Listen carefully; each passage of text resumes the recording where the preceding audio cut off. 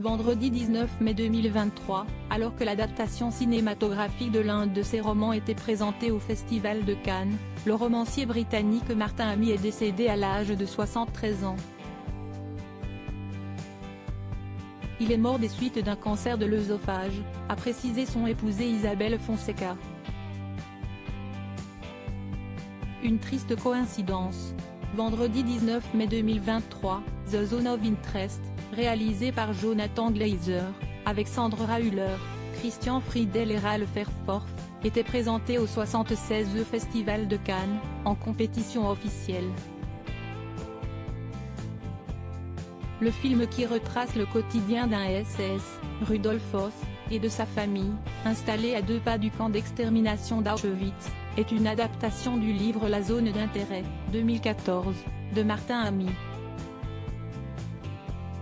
Ce dernier est décédé vendredi 19 mai 2023, à l'âge de 73 ans, chez lui, à Lake Worth, en Floride, ont indiqué plusieurs médias, dont le journal britannique The Guardian et le journal américain The New York Times, samedi 20 mai 2023.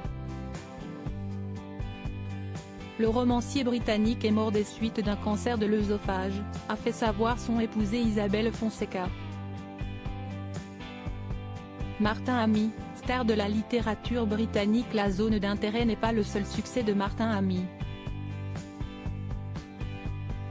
Loin de là, le romancier britannique, né au pays de Galles et installé aux États-Unis depuis de nombreuses années, a écrit une quinzaine de romans entre le début des années 1970 et 2020.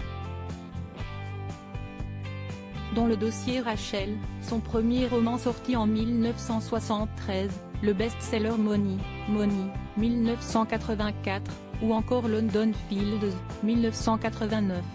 Ainsi que de nombreux recueils de nouvelles, et autres publications.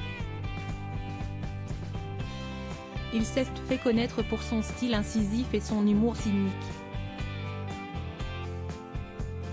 Ses romans, La Flèche du Temps, 1991, et Le Chien Jaune, 2003, lui ont valu d'être nommé 2 fois au Booker Prize, prestigieuse récompense littéraire pour les fictions écrites en anglais. C'était l'un des auteurs les plus acclamés et commencé ces 50 dernières années, a salué le porte-parole du Booker Prize à l'annonce du décès de Martin Amis.